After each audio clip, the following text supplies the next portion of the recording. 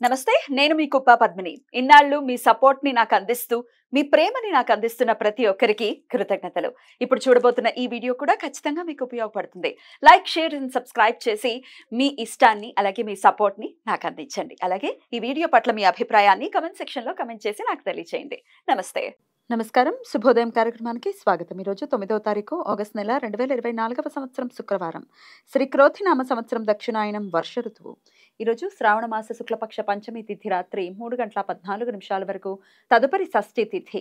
హస్త నక్షత్రం రాత్రి 2:44 వరకు, తదుపరి చిత్తా నక్షత్రం. సిద్ధ యోగం మధ్యాహ్నం 1:46 వరకు, తదుపరి సాధ్య యోగం. భవకరణం మధ్యాహ్నం 1:55 వరకు, బాలవకరణం రాత్రి 3:14 వరకు, తదుపరి కౌలవకరణం ఉంటాయి. నక్షత్ర వర్జం ఉదయం 9:05 నుండి 10:53 వరకు.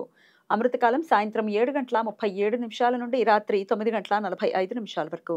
హైదరాబాద్ ప్రాంతం వారికి సూర్యోదయం ఉదయం 5:58 సూర్యాస్తమయం సాయంత్రం 6:45 చంద్రోదయం ఉదయం 9:42 చంద్రాస్తమయం రాత్రి 9:48 అభిజిత్ ముహూర్తం పగలు 11:56 నుండి మధ్యాహ్నం 12:47 వరకు.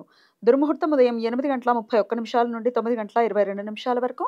మరలా మధ్యాహ్నం 12:47 నుండి 1:38 వరకు. రాహుకాలం ఉదయం 10:46 నుండి మధ్యాహ్నం 12:22 వరకు. గుళిక కాలం ఉదయం 7:34 నుండి 9:10 వరకు. యమగండం మధ్యాహ్నం 3:33 నుండి సాయంత్రం 5:09 వరకు. ఈరోజు దేశవ్యాప్తంగా నాగపంచమి వ్రతం జరుపుకుంటారు. భక్తులు, ముఖ్యంగా స్త్రీలు ఈ రోజంతా ఉపవాసం ఉండి పాముల పుట్టలో పాలు పోసి దగ్గరలో ఉన్న నాగ విగ్రహాలకు పూజలు చేస్తారు. నిజమైన పాములకు పాలు పోయటం వలన వారి పూజలు ద్వాదశ నాగులకు చేరుకుంటాయని విశ్వాసం. ఈ వ్రతం ఆచరించడం వలన తమ తోబుట్టువులకు, కుటుంబానికి మంచి జరుగుతుంది అని భక్తుల నమ్మకం. ఈరోజు గరుడ పంచమి.